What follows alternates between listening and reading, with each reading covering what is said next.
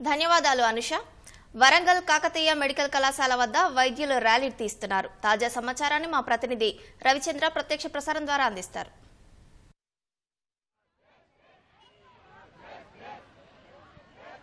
కోల్కతాలో వైద్యురాలపై అమానవీయ దాడిని నిరసిస్తూ కూడా వరంగల్లో వైద్యులు జూనియర్ డాక్టర్లు ఆగ్రహవేశాలు వ్యక్తం చేస్తున్నారు. వారం రోజులు కూడా ధర్నాలు ఆందోళనలో పాల్గొంటున్నారు.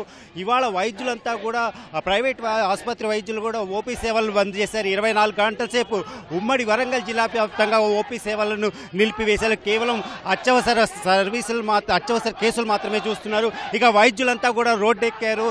తమ బాధితుల కుటుంబానికి న్యాయం చేయాలని, ఖచ్చితంగా ఎవరైతే దోషులైతే ఎవరు ఉన్నారో వాటి కఠినంగా శిక్షించాలని వారంతా డిమాండ్ చేస్తూ ఆందోళన చేస్తున్నారు. కొద్దిసేపటి క్రితం ఎంజిఎం వద్ద నుంచి కూడా, అలాగే కాకతీయ మెడికల్ కళాశాల వద్ద వరకు కూడా వీరి ర్యాలీ కొనసాగుతోంది. మానవహారం చేపట్టారు, రోడ్డెక్కి నినాదాలు చేస్తున్నారు. మీరు అడుగుతారు, చెప్పండి మీ డిమాండ్. మా డిమాండ్ దోషులను అత్యంత కఠినంగా శిక్షించి వైద్య విద్యార్థులు, వైద్య సిబ్బంది ఎవరైతే 24 గంటలు వాళ్ళ ప్రాణాలని పణంగా పెడుతున్నారో వాళ్ళకి 3 అంచెల వ్యవస్థ గల సెక్యూరిటీని గవర్నమెంట్ నియమించి దాన్ని ఒక చట్టంగా రూపొందించాలని మా కోరిక. వైద్యులకు, స్త్రీలకు రక్షణ లేని భారతదేశం, పనిచేసే చోట కూడా డాక్టర్లకు, ప్రాణాలను కాపాడే డాక్టర్ల యొక్క ప్రాణాలకే రక్షణ లేనప్పుడు మనం ఎలాంటి సమాజంలో ఉన్నాము? గాంధీ గారు మనకు చెప్పిందేంటి? మనకి ఇప్పుడు జరుగుతున్నదేంటి? రక్షణ లేని సమాజం, రక్షణ లేని పని వర్క్ ప్లేస్ అనేది ఎంతవరకు న్యాయం? ఒక డాక్టరు ముఖ్యంగా తన ప్రాణాలను అడ్డుపెట్టి ప్రజలను కాపాడుతున్న సందర్భంగా 36 గంటల డ్యూటీలో ఉన్న ఒక డాక్టర్ని పక్కటెముకలు విరిగే విధంగా చాలా క్రూరంగా, హేయంగా చెప్పడానికే భయానకమైన దృష్టితోటి మనం చూసే పరిస్థితి ఉంది ఈరోజు. ఇంతటి దారుణమైన పరిస్థితి చట్టాల్లో రక్షణ లేకపోవడం వల్లనే డాక్టర్లో జరుగుతుంది. కాబట్టి దయచేసి రక్షణ అనేది 3 అంచెల రక్షణ వ్యవస్థ అనేది కల్పించాలి. అది భారతదేశంలో ఉన్న ప్రతి మహిళ యొక్క హక్కు. ఈరోజు ఇండియన్ మెడికల్ అసోసియేషన్ జాతీయ శాఖ ఇచ్చిన పిలుపు మేరకు కలకత్తాలో జరిగినటువంటి ఒక అమానుష చర్య, ఒక మహిళా డాక్టర్పై కిరాతకంగా ఏ విధంగా బలత్కరించి హత్యకు గురి గావించారో మొత్తం ప్రపంచమే నివ్వరబోతున్నటువంటి సంఘటన. పైపెచ్చు ఒక ప్రశాంతంగా నిరసన చేస్తుంటే 300 మంది డాక్టర్ల మీద ఒక 7,000 మంది గుండాలు 14వ తారీఖు రాత్రి వచ్చి పత్రికలన్నింటిలో చూపించారు.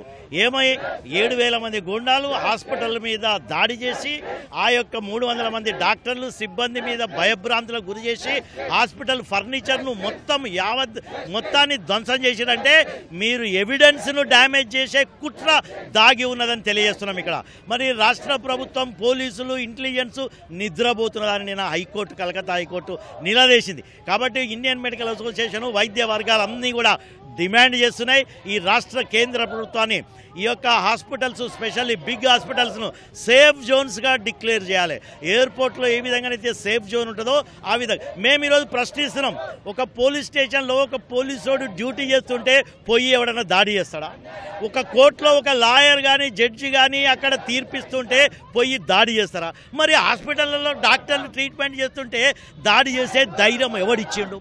ప్రభుత్వ ఉదాసీనత ఇక్కడ కనబడుతున్నది వైద్యుల మీద. కాబట్టి వైద్య వర్గాలందరూ ఈరోజు యునైట్ అయిపోయి ఒకటే ఒక స్లోగన్, వైద్యులకు రక్షణ కల్పించాలి, హాస్పిటల్స్ అన్ని సేఫ్ జోన్స్గా డిక్లేర్ చేయాలి, సెంట్రల్ యాక్ట్ తీసుకురావాలి, అక్కడ అభాగ్యురాలు మహిళా వైద్యురాలపై ఎవరైతే దాడి చేసినో వాళ్ళను గుర్తించి వెంటనే ఫాస్ట్ ట్రాక్ కోర్టు నియమించి వెంటనే శిక్షించాలి.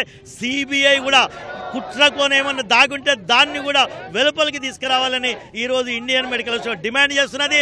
యావత్ దేశంలో మరి మహిళా వైద్యురాలు ఎక్కడున్నా కూడా వాళ్లకు సరి అయినటువంటి వర్కింగ్ కండిషన్స్ను, వసతులను కల్పించే బాధ్యత ప్రభుత్వాలదని కూడా డిమాండ్ చేస్తున్నాం. నేను ఒక స్త్రీనే, అక్కడ జరిగింది కూడా ఒక స్త్రీకే. సో స్త్రీలకు రక్షణ లేదు. ఆ రోజు నుంచి ఈ రోజు వరకు కూడా 10 రోజులు అయిపోయింది వెస్ట్ బెంగాల్లో జరిగి. ఈ రోజు వరకు ఎవరు చేశారో తెలియట్లేదు, ఎందుకు చేశారో తెలియట్లేదు. అది కప్పిపుచ్చాల్సిన అవసరం ఏంటి? అది బయటికి రాకుండా దాచే వాళ్ళు ఎవరు? వాళ్ళు బయటికి రావాలి. చేసిన వాళ్ళకి కఠినంగా శిక్ష పడాలి. డాక్టర్స్ అనే కాదు, ప్రతి స్త్రీకి రక్షణ కావాలి. అదేవిధంగా మా వర్క్ ప్లేసెస్ లో మాకు రక్షణ కావాలి. అప్పుడే మేము వెళ్ళి మా డ్యూటీస్ చేస్తాము.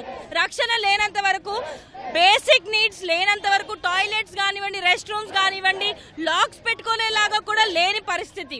సో అవన్నీ ఉన్నప్పుడే మేము తిరిగి మా విధులలోకి వెళ్తాము. అక్కడ న్యాయం జరగాలి. అండ్ ఏదైతే ప్రతి చోట ఓవరాల్ ఇండియా చేస్తున్నామో ఒక రీజన్ ఉంది. ఆ అమ్మాయి వర్క్ ప్లేస్ లో 3వ అంతస్తుకు వచ్చి చేశాడు వాడు. సో ఎవరెవరైతే చేశారో అదంతా కూడా బయటికి రావాలి. అక్కడున్న గవర్నమెంట్ అనేది ఎందుకు నిర్లక్ష్యం పాటిస్తుందో అదంతా కూడా బయటికి రావాలి. మాతో సహకరించే వాళ్ళంతా కూడా ఈరోజు ఇంతమంది వచ్చి ఉన్నారు. సో ఇంకా ఎవరైనా ఉన్నారు వరంగల్ వాళ్ళంటే వాళ్ళందరూ కూడా రండి. ఈవినింగ్ 5 o'clock జిఎంఎస్ దగ్గర నుంచి మేము మార్చ్ స్టార్ట్ చేయబోతున్నాము. అందరూ ఆహ్వానితులే. మేము డాక్టర్సే కాదు, ప్రతి ఒక్కరికి ప్రాబ్లం ఇది. మీ ఇంట్లో కూడా స్త్రీ ఉంది, మీ ఇంట్లో అక్క ఉంది, చెల్లి ఉంది, తల్లి ఉంది. సో వాళ్ళందరికీ కూడా జరగకుండా ఉండాలి అంటే మీరందరూ కూడా మాతో జాయిన్ అవ్వాలి. ధన్యవాదాలు. ఖచ్చితంగా దోషులు ఎవరైతే ఉన్నారో వాళ్ళకి కఠినంగా శిక్షించాలని వైద్యులంతా కోరుతున్నారు. సాయంత్రం కూడా ఇక్కడ కేఎంసీ వద్ద క్యాండిల్ ర్యాలీ చేపట్టున్నారు. ఏదైతే బాధితుల కుటుంబాన్ని న్యాయం జరిగే వరకు తమ ఆందోళన కొనసాగుతుందని వీరంతా చెప్తున్నారు. Over to studio.